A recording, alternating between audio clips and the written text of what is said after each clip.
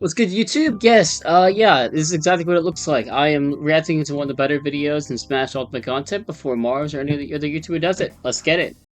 Yeah, sure, we all know this is Ultra Turbo Mega Broken. So is this. So is this. But what Oh about yeah, this? definitely. Is Honestly, honestly, yeah, maybe, because on like a platform it can set up for like on a platform you could probably do down throw into like a tech chase where you could like suck and all that, like the well, move it shows. depends. Here we go. First First move. entry is Kirby's Inhale. It's hard to think of many moves where its quality varies so wildly depending on the matchup. Okay. One thing I can Kirby's say Inhale. is okay. One thing I can say is the one is like I really think that honestly, when it comes like the block, what Kirby like block shit, dude, Kirby can Steve by like blocking off his recovery with the block, and it's so fun. Like the funniest shit he can like do. And this is the also thing like with Kirby, like with the grenade, you can just throw. You smash. You can just grab the grenade as Kirby, up throw, explode Snake, and I don't think Kirby dies because it's his own grenade or whatever, which is ridiculously stupid. Which I'll try to pull off in Elite Smash, perhaps. Well, not Elite Smash. If I get it, I'll probably post it or whatever. The ones where it tends to help Kirby out the most are against zoners. I think Samus's charge shot is probably the prime example because A, it's legitimately extremely helpful in the matchup. Kirby generally has pretty poor anti-zoning and zoning tools. True. And B, it's also extremely easy to use. You really just point yourself at them and press B. Now, if you want to hit the Yeah, line, yeah. there's a bit of fancier stuff you can do with it, but not that Oh, much. wait, hold and it. honestly, it's just Okay, that and you wasn't certainly have bad. some other fantastic ones in there. Patui famously Patui. carries one slow character. Why Yep. not a second? Kirby with Joker's gun is legitimately really annoying. Schultz Minato arts, that one speaks for itself. Oh, God, that's terrifying. Of course, at the other end of the spectrum, you've got your total garbage you would never seriously go for. You know, Kirby landed a Warlock punch in top 8. None of those Oh my God, that kill. Yeah, that's not happening. words are in the Bible. But thankfully, that list is not too large. I would say the list of great ones substantially outnumbers it. In the meaty part of the spectrum, though, there are a whole lot of neutral specials that are just fine for Kirby. You know, they help his neutral out a little bit. They give him certain combos that he wouldn't normally have. They open up some recovery tools, that kind of thing. Okay, that's great not knowledge. bad. Kirby players would generally be happy to have those tools, but the question they always need to ask is, am I happy enough to have it that it's worth the risk of going for Inhale? Because the thing is, Inhale itself, unfortunately, is not all that great a command grab. That's actually shocking. The one clip I was showing Terry fucking frustrated me, bro. Terry literally like Mr. N lag, Mr. No landing lag. Literally in the clip, he lands and then he immediately rolls. It's small, it's leggy. Actually, tangent. Carry is one of those matchups you literally cannot. In my opinion, you can't approach Terry, bro. You can't approach him, or you can try, or like, you can approach him, but it's better just to play defensive against Terry. Because like if you try to mash on Terry, he has like some like the best like boxing tools just in the game in general. It's slow, and Kirby himself is not particularly well set up to take advantage of command grabs. He's also fairly small and slow. He's a low jumper, so he has trouble surprising people His up tilt, on the other hand, is insane. in the air or on platforms, and he doesn't really have any pressure tools like, say, a projectile of his own that he can run behind. That means even upgrading it to a better command grab neutral special, which there are quite a few of. Bad? Oh my gosh, yeah. Kirby has some stupid shit with that too. So Kirby like with the snake example, Kirby can suck up his the only cannonball, shoot it directly upwards, and as it's going upwards, if Kirby grabs K. Rool, he literally just grabs him and he just instantly like dies because the cannonball hits him, he just dies like instantly. Like, bam! And of course, it also means giving up Inhale cheese. Everyone loves Inhale. Yeah, that's the Kirby shit people go for, and yours truly is falling for it. Because I'm some mid player. Oh yeah, in the majority of competitive play, Kirby's Inhale and the hats that it grants him are perfectly acceptable to solid tools. Oh. Yeah, it does. Oh my god, that's actually a crazy. Kirby Min. Pure absolute Simona. Pretty broken. Villager and Isabel's Pocket. Oh my god, I hate this as Link, bro. Isabel literally, if Isabel grabs the bomb, you're fucking cooked. It's literally a domain neutral. It's basically bomb recovery, and without it, Link's recovery becomes Smash Force, which is Actually worse. It's actually one of the worst ones. It's like it's too linear and you just get obliterated. Your opponent relies on projectiles, the better it is. If they don't have any projectiles, it's purely like a B-reverse movement tool with a tiny bit of invincibility tacked on at the start, which, you know, isn't the worst thing in the world, but meh. If they have a projectile they occasionally chuck out for a bit of space control, it's okay. And then if they have big kill projectiles that they lean on a lot, it's actually quite good. Especially because if the projectile is powerful enough, both villager and is That's the thing. Huh. I didn't know that. broken, though, is against item characters. We're talking people like Exactly. The point I was just proving. This is so annoying. Especially against Link. Link remote bomb. He's probably gonna mention gyro, Link, probably. who can pull a bomb, Diddy Kong, who can pull a banana, Rob, who can pull a gyro.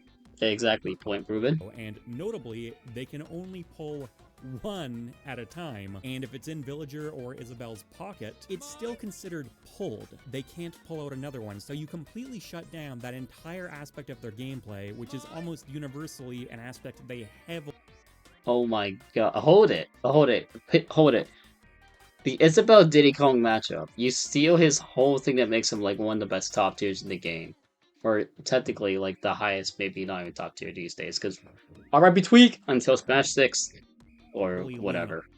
Theoretically, you can just deny your opponent a core part of their game plan until they take your stock, which is a lot harder to do because you're denying them a core part of their game plan. Have fun playing neutral without a banana, Diddy. Have fun purely with a spin attack recovery, Link. What does Wii Fit Trainer even, like, do without header? Game over, man! It's game over! Now, I'm not saying this one tool makes these matchups unwinnable by any means, but it definitely helps, and honestly, it's pretty stupid, and I really don't think it should be a thing. It might be a technical consideration, you know, they're controlling exactly how many physics-based items can be on stage at any given time. I don't know, but I can't say I'm thrilled about that choice either way. Alright, another 2-for-1. Coming up next, we have Ryu and Ken's Focus Attack. So, hey, you got any of those multi-hits? The ability to tank exactly one hit is an extremely polarizing trait in Smash. In Street Fighter 4, where it originated, it was a universal mechanic, so characters' movesets could be designed to accommodate it more. In Smash, that's not a thing at all. Some characters essentially can't do anything to break it. Now, it's not a total get-out-of-jail-free card against those characters with no multi-hits or situational multi-hits. They can still attack you repeatedly, but you can still rightfully feel fairly safe in those matchups as compared to, say, Dark Pit, my main, who essentially just has the privilege of not worrying about focus attack whatsoever. And of course there's a range to all this, right? Back in Smash 4, I remember thinking how clever it was seeing Corrin players use down air to break focus. That was a pretty cool adaptation, but man, they still sure would like to be able to swat them out of the sky with up air. If there's one thing Corrin players love, it's their up air. And against characters who really struggle with it, it's a frame 1 escape option that you can cancel on demand, and if your opponent guesses wrong, you can just kill them with it. Yep. Talk about Snake's Crawl. I've always known this was a decent option. Yeah. Yeah. He's literally as low to the ground as almost Kirby. Or Pikachu, like, pancaking. And he's just crawling. I mean, Luigi does something similar, but with Snake, I guess we hear what the point is. Other characters didn't have, but over time, I've become increasingly impressed by it. You know, it's got its obvious uses. It's harder to hit you from the air, it primes down tilt very well, it lets you duck under certain grab hitboxes and things like that. Not super reliably, but it can happen. A step up from that, though, is its projectile protection. It can come in very handy against a Falco player, for example. But, you know, Falco's lasers certainly aren't a bad option, but they're not absolutely insane either, and shielding them generally works just fine. And against a lot of characters who lean on their projectiles way more, they tend to be able to hit Snake. Oh, that's funny. Then you get to some more obscure matchups like Robin, for example. In a situation like this, Robin can actually be a bit stumped. None of his electrical projectiles can hit Snake. His fire one can at the proper spacing, but that's easily reactable. And he has trouble physically getting over there as well. And as a result, I've noticed that this is a matchup where Snake's Crawl really comes into play. I'm not a Robin player, so I can't personally testify to this, but damn. That looks really frustrating. It's the same thing. It's something similar like with Joker and Kirby. Like, I mean, with me, it would be just any character that pancakes. Like, I was playing the Joker Kirby matchup like yesterday or whatever, and it was so annoying when I tried to grab. He literally down tilt my grab, pancake my grab, down tilt, trip, and I died at like Isn't 60. the only character It's tragic. the only character with a crawl. He's not the only character with a low crawl, but I think it is especially well set up for him. He's quite a tall character normally, so that's obviously mitigating a weakness, but on top of that, he also has replenishing resources. Kirby, in a similar situation, for example, can also crouch under these projectiles, but he doesn't really gain anything for doing so. With Snake, on the other hand, this gives him time for, say, his grenades to go off, so he gets to replenish the count there, and at the same time, he gets to close in for free, made all the more dangerous because of how long-ranged his down tilt is, and if we want to talk about range, dash attack is definitely in that conversation too. Yeah, that move is horrendous. Bowser's tough guy and Kazuya's tough body. Roll the video. This is passive armor that both these characters get. Bowser's tough guy is stronger than Kazuya's tough body, but the principle's the same for both. And what it does is prevent flinching if the hitbox will deal under a certain amount of knockback. Now, for a lot of characters, this is essentially totally irrelevant. The most common use case where it becomes relevant is against characters with rapid jabs, which, yeah, it can be annoying sometimes, but you know what? It's pretty rare to find a character who seriously leans on rapid jab. They can generally do some mix-up stuff anyways, and in Ultimate, a decent amount of them have the option to choose between a 1-2-3 or a rapid jab, in which case we're right back to it not mattering. And almost every other hitbox, Except for characters like Fox, where the only option is the rapid jab. including multi-hits, deals enough knockback to where this doesn't really protect you. But not all of them. If you're named Mega Man and your entire game plan is based around pew-pew-pewing, I hate to break it to you can be in for a rough stretch here. Those Mega Buster attacks deal enough knockback at point blank to break the armor comfortably, but considering how often Mega Man really wants to lean back and space the further shots, it really fundamentally changes that Oh matchup, my, because Bowser that in looks particular tragic. can just barrel right through. That's probably the most famous, noteworthy example, but to list some other relevant ones, you have Ivysaur's Neutral Air, Luigi's Fireball early on, Simon and Richter's Holy Water, Terry's Jab, Inkling's Rapid Jab. Ooh, that's actually very effective to matchup. Terry just tries to like do any shit, you just out of shield whirling vultures. Inkling does thankfully have the option to choose a 1-2-3, but they'd still really like to be blasting you. And hilariously, Hero's Magic Burst. Those are all nice, but Mega Man that's alone funny. warrants putting these. Literally Vegeta versus Majin Buu, reenacted right there. We have Rosalina and Luma's Gravitational Pull. This has quite a bit of overlap with the Pocket, in a number of ways. First off, it's obviously just very good general projectile protection. Except the biggest difference with it is that with Pocket, it keeps it, while with Gravitational Pull, it just gets rid of it, like it just steals it, and the hitbox is way, way bigger. So like characters like Ness, characters that rely on like a recovery move that can like get absorbed, like Ness or Lucas, it's so fucking funny to like obliterate them. Yeah, I hate the character, it's kind of obvious. And it's also especially dangerous against item characters. She doesn't get to completely shut down their game plan, but it still puts the item in her hand. Yep. But if we're being honest, I'm just here to talk about Ness. Sure, never really true, and over time Ness players did get better at Okay, that's the Rosalina's fault. What the is that? that situation as much as possible, but you flat out just couldn't always avoid it, and whenever you couldn't, that should be lights out. Things changed with Smash Ultimate though, because directional air dodges came back to the game, something Smash 4 didn't have, and this turned out to be a fantastic trait for Ness specifically. Yeah, but at the same time, even though it's one of the better ones, it's very floaty, and it's sort of reactable. Also doesn't put him into freefall anymore, so he even gets to protect his recovery upwards more effectively. Tragic. I thought I was gonna say, but when I started researching this video, I found footage of it within like 2 minutes. Exactly. That's why all. Like, that's it. This thing proves right here that Smash, like, this gives 84 characters.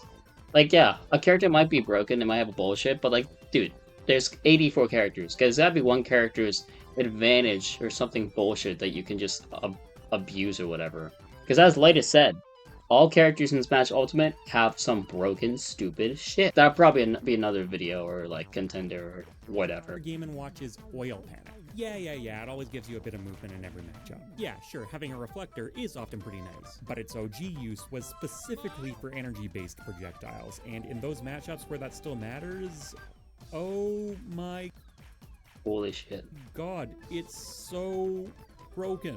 This is Shiny Mark, the best Pikachu player in the world. Even though Mr. Game & Watch has generally agreed to be a tough matchup for Pikachu, Shiny Mark is holding down the fort well in this game, despite the fact that he's not allowed to use any Thunder Jolt, which is often cited as Pikachu's best move and the only thing he really has to control space with his stubby hitboxes. But oh, what's this? Mr. Game & Watch doesn't have stubby hitboxes, and maybe that's getting to Shiny Mark a bit because he feels the need to throw a Thunder Jolt here. Into the bucket it goes. Then the match goes on. Okay, good discipline, good discipline. Oh, there goes another one. Don't do it again. Okay, good, good, good. Oh no.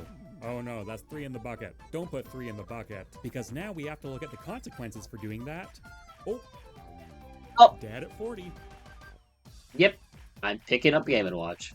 Fucking hate the rat. 2 with that enormous hitbox. That's a combo. Why isn't Mia using that? Oh my god. Bayonetta's bat with it. Oh my god. I don't understand Bayonetta, bro. You have 4 jumps, you have 4 jumps, 2 side Bs, and even if you lose your jump, you have all these recovery options, and if you get hit by anything else, you get all the other options available to you. Oh, I'm like getting edge guarded? Okay, let me just get hit. Nope. I get all my side Bs, I get all my side Bs and my up Bs, and oh, look at that. You try to be stupid and I just reversal you. You try to like zone me out. Okay, I got a counter that stalls you in time. In time. Frame 1 escape option, which is a that move is ridiculous too. very far less beneficial than essentially. The one thing though about Bats Within that doesn't make it the best is that if you get good enough, is that if you understand when a Bayonetta is going to Bats Within, in some instances, if you are the better player, you can know exactly where she's gonna land, and just like Mithra, whenever she uses her Foresight, she is in huge end lag. So if you throw a move and she Bats Within, she might just dodge, sort of like an air dodge, like animation. And if you're kind of like off stage or whatever, it gives a bit of an advantage sometimes. Situations where triggering this can be actively detrimental. Yeah, point proven. Just having any frame 1 escape option, even a relatively mediocre one, is still just downright insane. All of the examples I'm showing on screen right now are from one match, and I think not even all of the examples from that match. You'll see So, like, in that example, if I think that was WebJP. Yeah, if WebJP was ready for that and reacted with that back air, he possibly could have nared and bouncing fished. Maybe. Just maybe. Don't, with a grain of salt. That's all, chat. That's all. Where this pops up, Mewtwo's confusion to forward air is a notable kill. Why is Luigi this good? Okay, this is being recorded. I'm just making sure I'm actually recording this and it's going through. Holy, I was gonna be really pissed off. Oh, his counter. Oh god, yeah, this is tragic. For a moment. This is so annoying. Why would you give? When you realize this freezing effect also. Oh god, yeah, that's broken. Oh yeah, like. As Banjo just showed. Meaning that no whiffing property applies even to moves that literally no other Meatbars is funny because Banjo is like flying at you like directly, like with like trying I don't know, like with a hurt box or no with a hitbox. Bro, when Meatbar counters Banjo's side B, he can be at 20 to 30% and he will explode. Hey, I versed this guy on Elite Smash. It's pretty good. Just straight up kill. He wasn't even trying to grab the ledge there. I mean, he was trying to go backwards too. King K rule, but even if you don't, you put him into such a horrendous situation that if you know what you're doing at any reasonable percent, he's not making it back anyway. Essentially ever. It's well enough. It's like that, be like, stop, he's already dead. Bowser's Flying Slam. It's an incredible kamikaze tool against characters who can't make it back after he drags them to the bottom. Suicide is badass, like. Dude, one of the worst things about that move is that if you verse a good enough Bowser, is they can like set up like tech chases on the platform and they can react to your option, and then if you shield or do whatever and they react to it, they just like reaction side beat you. And unless you like preemptively spot dodge or you like see it coming, you're kinda cooked. The best pure traditional anti-projectile move, frame 1 reflection with that kind of range, are you kidding? There are a handful of characters where Mario's Flood can make their lives a living hell, and if you want to take the title's prompt in an entirely different direction, Lucario's not broken. Oh, now he is. The Ice Climbers aren't broken. Oh, wait, now they are. Mr. Game & Watch's judge isn't broken. Oh, yeah, okay, I think you get the idea. And finally, this is... Oh my god. This two-frame son of a is insane. It's literally the most lingering, the most easy for two-frame option with like people with like linear recovery, so just other option you just cooked. Like, there are so many top tier. There's some top tiers like he'll explain. Down smash. I play a character without a hitbox on his recovery. Yep, without a recovery, a tether, a move that doesn't grab the ledge too quickly, teleport. Oh wait, it also calls the teleport. Anything low. It does take at least... Yes, it takes some skill to linger it over the ledge, but like a newborn fucking child could probably learn that. It's not that difficult. Modicum of timing on the NES player. No. If you miss that, you're like the worst. Like, dude, there are so many taller characters in this game that have the most bullshit, like, oh my gosh, I played this game for like 2 to 3 months. I'm so good at the game. That was bad. Shut the fuck up, bro. I played this game, like, seriously, you just killed me off that shit. Like, what the hell? I love Smash. It's like a game like there's super skillful characters like Shiji, Pikachu, and other like super high super skill stealing characters. And then you have low floor fucking bald freaking ball cap short ass bitch boy Ness with his down smash. Oh, and his magnet. Oh my god. I just don't like Ness. Luckily I play a character with a disjoint, so I kill him. Yep. That one at least you know if you... Oh my god. Hitting this unshielded. If you basically shield this move, you're basically cooked. Unless you get super lucky or you can't roll against it because you can't roll back because the Ness can react, and you can't really do anything about it unless you have an out of shield option and they miss the smallest error of margin, or you could SDI out of it, which might be a bit. You can't SDI, but it's SDI, SMAT, SDI's a different discussion. Down Smash was put on this earth solely to make a subset of the player base really, really hate Ness. Which, come to think of it, actually includes Rosalina players now. There's a conspiracy. Oh, that's actually really funny. That's actually a really funny, matchup now you think about it. Rosalina, that's good. Chat, what do you think is worse to deal with? Rosalina, recovering as Ness against Rosalina, or recovering against King K. Roll as Sora? Let me know in the comments below. Okay, and that's the vid. Okay, that's the vid, chat. Peace!